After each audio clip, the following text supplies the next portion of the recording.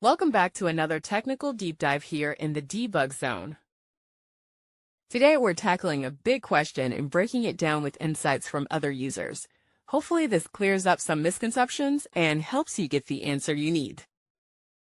So buckle up, stay a little curious, and let's jump right in.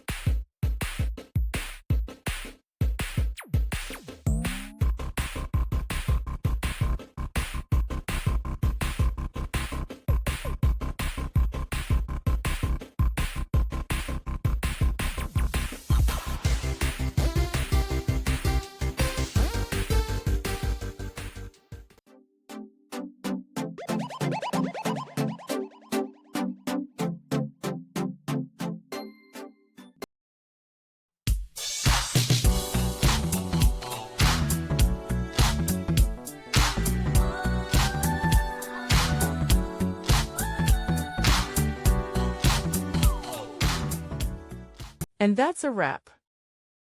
I hope you found the answer you were looking for. If you did, take a second to hit that subscribe button. It really helps out. And let me know in the comments which solution worked best for you. See you next time in the debug zone.